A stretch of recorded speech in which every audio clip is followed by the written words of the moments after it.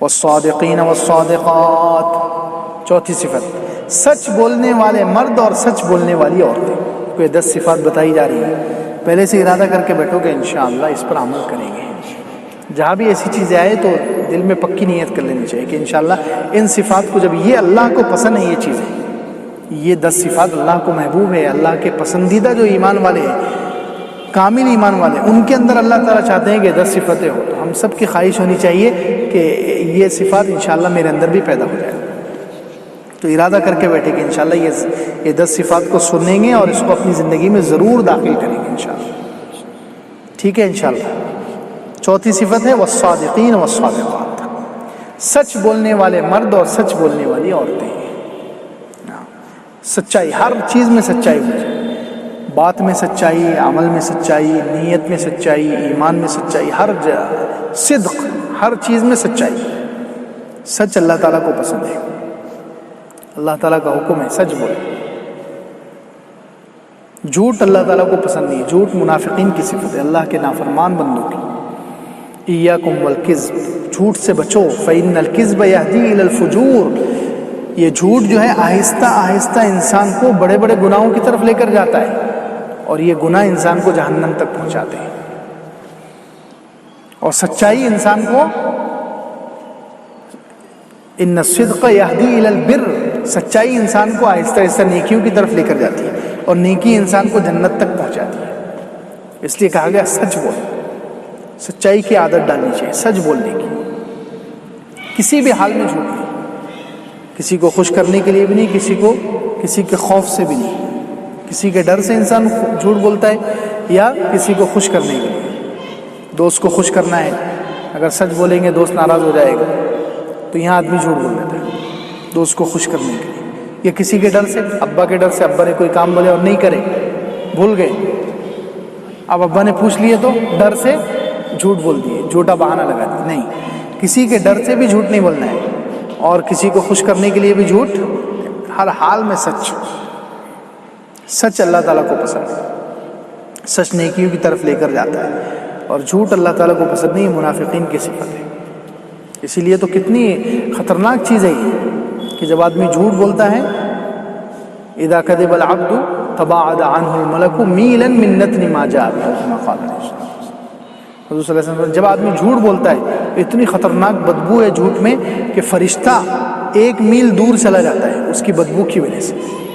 جھوٹ کے اندر اتنی بدبو ہے، یہ تو ہمیں محسوس نہیں ہوتا نا، فرشتوں کو محسوس ہوتا ہے. فرشتے کون سے؟ یہ ہمارے اعمال لکھنے والے جو فرشتے ہیں، یہ دور چلے جاتے 1 میل.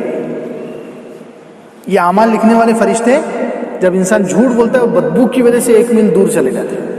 اتنا پریشان ہو جاتے کہ یار کتنی بدبو آ رہی ہے. تو قیامت کے دن ہر چیز کو جب اللہ تعالیٰ شکل دے دیں گے، کیا کریں گے؟ ابھی تو جھوٹ بول رہے ہیں ہم، اس کی بدبو ہمیں محسوس نہیں ہو رہی نا. قیامت کے دن ہر چیز محسوس ہوگی، ہر چیز کیا ہوگی؟ محسوس ہوگی. تو جب پتہ چلے گا یار اتنی خطرناک بدبو ہے اس کے اندر، تو اس لیے تو فرشتے کو ابھی محسوس ہوتی ہے. ابھی دنیا میں بھی فرشتوں کو وہ بدبو محسوس ہوتی ہے، اس لیے وہ 1 میل دور چلا جاتا ہے بدبو کی وجہ سے. من نتن ما جاء. اس لیے جھوٹ بڑی خطرناک چیز ہے.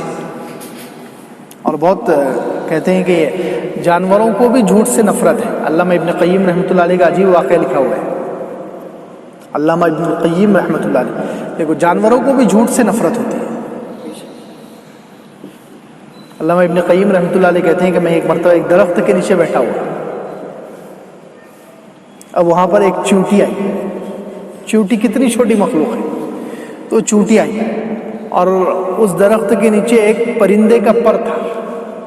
پرندے کا پر تھا، تو وہ چیونٹی آ کر اس پر کو اٹھا کر اپنے بل کی طرف لے جانے کی کوشش کر رہی. اس نے بہت کوشش کی، لیکن اس کے اندر اتنی طاقت نہیں تھی، وہ اس سے اٹھ رہا نہیں تھا. تو انہوں نے کیا کرے، آخر میں پہلے کوشش کری، جب وہ پر اس سے اٹھا نہیں تو وہ دوسرے درخت کے پاس چلے گئی. وہاں بہت ساری چیونٹیاں تھیں، یعنی وہ میسج دینے کو گئی کہ وہاں پر پرندے کا پر ہے، اپنی غذا ہے، چلو لے کر آئیے.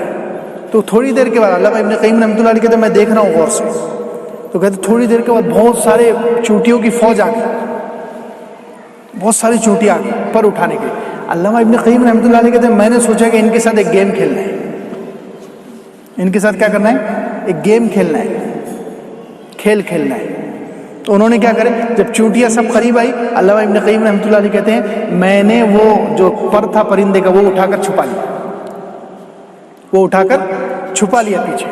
اب وہ چونٹیاں, اتنی ساری چونٹیاں, وہ پہلی جو چونٹی آئی تھی وہ بھی ڈھونڈ رہی ہے, اور ساری چونٹیاں جو اس کے ساتھ آئی وہ سب ڈھونڈ رہی ہے کہ پر کہاں ہے, پر ملا ہی نہیں. تو وہ ساری چونٹیاں واپس چلے گی, اور جتنی فوج تھی سب چلے گی. وہ ایک اکیلی بیچاری پھر ڈھونڈ رہی ہے, میں نے تو ابھی یہاں دیکھی تھی, کہاں چلے گئے پر. تو کہتے ہیں جب ساری چونٹیاں چلے گی, علامہ ابن قیم رحمۃ اللہ علیہ کہتے ہیں میں نے پھر اس کے پاس اس کے سامنے ڈال دیا پر, اس کے سامنے وہ پر ڈال دیا. تو انہوں نے پھر پر پکڑی اور پھر لے جانے کی کوشش کی. جب وہ پر نہیں اٹھا اس سے تو پھر چلے گی وہ اپنے فوج کو بلانے. تو دوسری مرتبہ پھر وہ فوج لے کر آئے, بہت ساری چونٹیوں کو لے کر آئی. تو کہتے ہیں جیسے ہی وہ چونٹیاں قریب آئی میں نے پھر وہ پر اٹھا کے اپنے پیچھے چھپا لیا. دیکھو بولے میں دیکھ رہا ہوں کہ کیا ہوتا ہے. دوسری مرتبہ پھر وہ ساری چونٹیاں آئی, انہوں نے ڈھونڈے پر نہیں ملا تو واپس چلے گئے. پھر وہ ایک رہ گئی پہلی والی, انہوں نے پھر تلاش کی. تو کہتے میں نے پھر اس کے سامنے ڈال دی. تو انہوں نے پھر منہ میں پکڑی اور اس کو محسوس ہو گیا یہاں ہے پر. تو پھر تیسری مرتبہ بلانے کی. تو کہتے تیسری مرتبہ اس کو بہت ٹائم لگ گیا, یعنی وہ چونٹیاں تیار نہیں ہو رہی تھی. تو جھوٹ بول رہی بولی, 2 مرتبہ جا کر دیکھے ہم نے, وہاں کچھ بھی نہیں ہے. تو وہ تیسری مرتبہ بہت دیر کے بعد اور تھوڑی کم چونٹیاں آئی, پہلے سے کم ہو گئی. تو کہتے جیسے ہی قریب آئے وہ پر کے, میں نے پھر پر اٹھا کے چھپا لیا. تو کہتے ہیں انہوں نے جب تلاش کیا جب پر نہیں ملا تو وہ سب نے مل کر وہ چونٹی پر حملہ کر دیا, پہلی والی جو چونٹی تھی, اور اس کے ٹکڑے ٹکڑے کر دیے. سب نے, کوئی نے ایک ٹانگ, دوسری ٹانگ, اور پوری گردن اور پورا بدن, سب نے اس کے ٹکڑے کر دیے. کہتے ہیں جب اس کے ٹکڑے ختم ہوئے تو پھر میں نے پر ان کے سامنے رکھ دیا. علامہ ابن قیم رحمۃ اللہ علیہ بولے میں نے پر ان کے سامنے پھینک دیا. تو کہتے ہیں اب وہ سب چونٹیاں رک گئی. ایسا لگ رہا ہے جیسے ان کو افسوس ہو رہا ہے کہ یار انہوں نے تو صحیح بولی تھی لیکن ہم نے چونکہ اس کو قتل کر دیا. تو پھر کہتے ہیں کہ وہ انہوں نے اس چونٹی کے جتنے حصے تھے, اس کی جتنی ٹانگ, اس کے بدن کے پورے حصے سب چونٹیوں نے تھوڑا تھوڑا پکڑے اور اس کو لے کر چلے گئے دفن کرنے کی وجہ سے. تو علامہ ابن قیم رحمۃ اللہ علیہ کہتے ہیں میں وہاں سے اٹھا, اپنے استاد کے پاس آیا, علامہ ابن تیمیہ شیخ الاسلام, بہت بڑے دنیا کے عالم. میں اپنے استاد کے پاس آ کر یہ سارا قصہ سنایا. تو انہوں نے کہا کہ پہلے تو اللہ کے سامنے توبہ کر, تو نے یہ غلط کام کیا ہے. علامہ ابن تیمیہ رحمۃ اللہ علیہ نے اپنے شاگرد سے کہا علامہ ابن القیم رحمۃ اللہ علیہ سے توبہ کر, تو نے ایک چونٹی کی جان لی ہے بلا وجہ. دوسری بات بولے اس سے ایک عبرت کی چیز یہ نظر آئی کہ جانوروں کو بھی جھوٹ سے, چونٹیوں کو بھی جھوٹ سے نفرت ہے. کہ وہ چونٹی نے جب 2 مرتبہ 3 مرتبہ جا کر بولی کہ وہاں پر پڑا ہوا ہے, لیکن وہ ساری چونٹیاں مل کر آئی, انہوں نے وہاں دیکھے پر نہیں تھا, تو ان کو جھوٹ سے اتنی نفرت ہے کہ وہ ساری چونٹیوں نے مل کر وہ چونٹی پر حملہ کر کے اس کو, یعنی ان کے نزدیک جھوٹ کی سزا قتل ہے. چونٹیوں کے نزدیک جھوٹ کی سزا کیا ہے؟ قتل.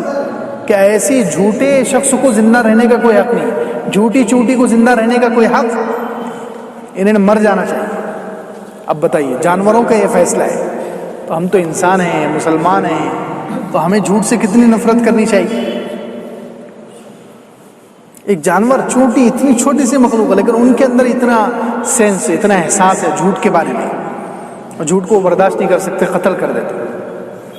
خیر یہ بڑی خطرناک چیز ہے جھوٹ, اس سے بچنا چاہیے. آہستہ آہستہ محنت لگتی ہے, انسان کوشش کرے لیکن ارادہ کرے تو آہستہ آہستہ.